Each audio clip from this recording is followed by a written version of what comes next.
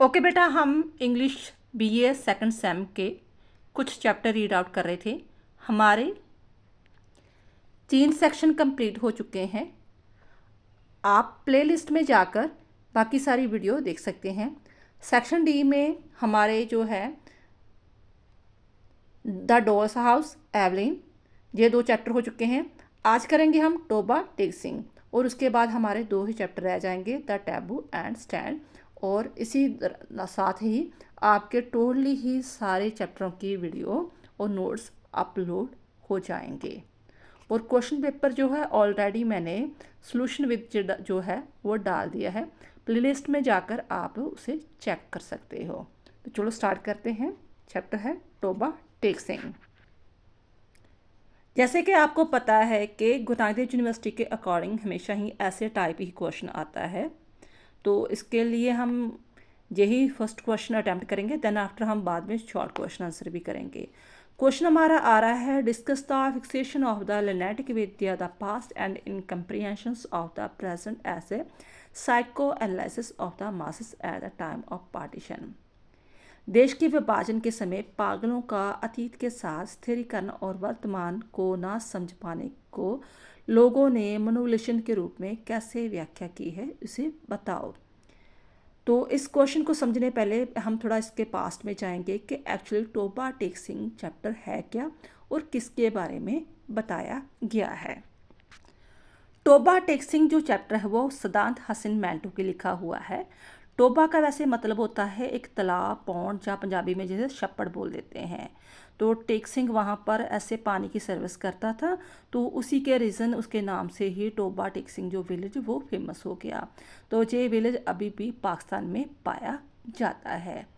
तो इससे ही रिलेटेड जो एक स्टोरी लिखी है सदांत हसन मैंटो ने, टोबा टेक्सिंग उसने जो है जहाँ इस चैप्टर का मेन जो करेक्टर है बिशन सिंह, उसे बोला है टोबा टेक्सिंग। वैसे विलेज का नाम है पाकिस्तान में जो फेमस विलेज है, बट बिशन सिंह को उसने टोबा टेक्सिंग बोला है। क्यों बोला है? क्योंकि इसके इर्द गिर्द सारी स्टोरी घूमती है। एक्चुअली बिशन सिंह कौन है, क्यों इसे 1947 से रिलेटेड किया गया, वो हम देखेंगे। कहते हैं कि this is one of the best story written on the partition of India in 1947. It is about the decision of the government of India and Pakistan to exchange their lunatic people. lunatic people होते हैं जो दिमागी संतुलन खो चुके होते हैं, और उस टाइम वो lunatic साइलम होता है जहाँ पर कोई रह रहा हो, सहारा दिया गया हो, पागलों को सहारा दिया गया हो। कहने का भाव कि जो लाहौर में पागल खाना था उसे लुनेटिक साइलम बोला गया है। ये कहानी एक्चुअली उस टाइम की है जब 1947 में इंडिया और पाकिस्तान का बंटवारा हो चुका था, और ये भी फैसला किया गया कि जो आपकी जेलों में पागल है उसका भी बंटवारा किया जाएगा। तो पागल इस सिचुएशन को समझ नहीं पा रहे थे कि पाकिस्तान कहाँ है। एक्चुअली इंडिया से ही पाकिस्तान निकला था ना, तो जो उनको जो लैंडिक पीपल है वो इस चीज़ को अंडरस्टैंड नहीं कर पा रहे थे, वो कंफ्यूज हो रहे थे और एक दूसरे से लड़ झगड़ भी रहे थे। उनके लिए देश एक था। तो थीम आता है that the partition of United India into India and Pakistan was an act of the madness. तो बिशन सिंह जिसे टोबा टेक्सिंग बोला गया है वो एक्चुअली इसमें मेन करैक्टर वगैरह है। एक अच्छा खासा किसान फार्मर है, बट किसी रीज़न कारण कह लो वो अपना दिमागी संतुलन खो चुका है। कई लोग तो कहते हैं कि कुछ लोग इसलिए पागल हो चुके थे कि वो सोच रहे थे कि हम अपनी धरती को छोड़कर, मान लो पाकिस्तान वाले छोड़कर इंडिया कैसे आएंगे, और इंडिया जो लोग हैं वो पाकिस्तान कैसे जाएंगे। अपना घर बार छोड़ना बहुत मुश्किल होता है। रीज़न इसके कारण भी कुछ लोग जो पागल हो चुके थे। तो जहाँ बिशन सिंह की कहानी बताई जा रही है, बिशन सिंह जो कि लाहौर के लुनेटिक असाइलम में 15 सालों से रह रहा है। उसके परिवारजन उसे मिलने आते रहते हैं, लेकिन जो डॉक्टर उसकी है बेटी है रुक कर उसे अक्सर मिलने आती है और उसे उसकी हालात को देखकर वो बहुत ही ज़्यादा रोती है। देन आफ्टर वो क्या होता है कि जब उसे पता चलता है कि देश का बंटवारा हो चुका है तो वो ऊल-जलूल मीनिंगलेस बातें वगैरह बोलता रहता है, बिशन सिंह वगैरह। His problem was to find out if the Toba taxing was in India और पाकिस्तान। जब देश के बंटवारे के कारण जो पागल लोग हैं, मल्पी इंडिया के लोग पाकिस्तान में जाएंगे और जो मुस्लिम हैं, सॉरी, इंडिया के जो लोग थे यानी कि हिंदू सिख वो इंडिया में आएंगे, जो मुसलमान लोग हैं वो पाकिस्तान में जाएंगे। तो इसी डिसीजन को लेकर, क्योंकि जो बिशन सिंह है वो सिख फैमिली से बिलोंग करता है, उसे डिसीजन दिया जाता है कि वो इंडिया उसे भेजा जाएगा। बट टोबा टेक सिंह यानी कि बिशन सिंह टोबा टेक सिंह में जन्मा था, पैदा हुआ, बड़ा हुआ, वो अपनी धरती को छोड़ना नहीं चाहता। तो जब उसे इंडिया भेजने की कोशिश की जाती है तो वहाँ से ट्रक से बाहर निकल कर भाग जाता है पाकिस्तान की तरफ से कि मैं वापस इंडिया नहीं जाना चाहता, मैं तो टोबा टेक सिंह पर ही अपनी अंतिम सांस वगैरह लूँगा। तो इसके अलावा जो और भी है एंग्लो इंडियन है, उनके बारे में, हिंदू लायर के बारे में, मोहम्मद अली के बारे में, जो एक साइंस टीचर है उसके बारे में थोड़ा बहुत बताया गया है। अगर आपने उसके अकॉर्डिंग पूरी स्टोरी समझ ली है तो आपको आंसर अंडरस्टैंड करना ईजी होगा। After the partition of India 1947 it was decided that the India and Pakistan should exchange the lunatic kept in the lunatic asylum of both of the countries. Muslim in the lunatic asylum of India would be sent to the Pakistan and Hindu and Sikh lunatic in Pakistan would be sent to India on fixed date. The news of this exchange created a new situation in the lunatic asylum at Lahore. They began to give their reaction. Lunatic were not even clear about the meaning of Pakistan and India. उनको ये चीज़ समझ नहीं आ रही थी India क्या है, पाकिस्तान क्या है, उनके लिए तो देश एक ही था।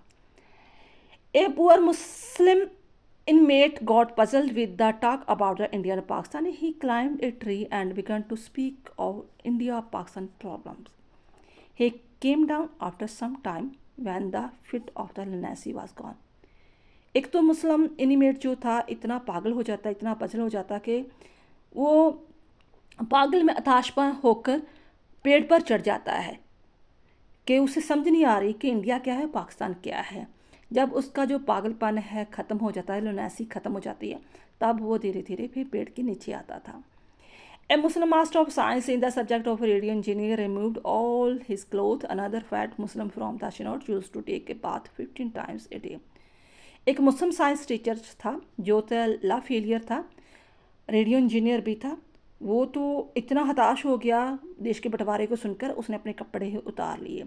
एक और मुस्लिम था जो कि एक दिन में 15-15 बार उसने नहाना शुरू कर दिया। यानी कि पहले वो पागल थे और देश का बंटवारा सुनकर, आज़ादी कानून से मतलब कोई देश का बंटवारा सुनकर वो और भी ज़्यादा हताश हो जाते हैं। कहता है ही stop talking a bat alone together. The name of the Muslim was Mohammad Ali. He was starting calling him Mohammad Ali Jinnah. एक का नाम मोहम्मद अली था तो वो अपने आप को मोहम्मद अली जिन्नाह कहने लगा। आपको पता है मोहम्मद अली जिन्नाह जिसने पाकिस्तान का बंटवारा किया था। इधर मान लो अपना पंडित जवाहरलाल नेहरू था तो उधर वो मोहम्मद अली जिन्नाह राष्ट्रपति जब प्रधानमंत्री बना था तो वो अपने आप को कहने लगा कि मैं मोहम्मद अली जिन्नाह हूँ। His cellmate was Sikh. उसे एक सिख अपने सेलुलर में अपनी जेल में मिला तो उसे वो तारा सिंह कहने लगा। मास्टर तारा सिंह की कहानी आपने सुनी होगी।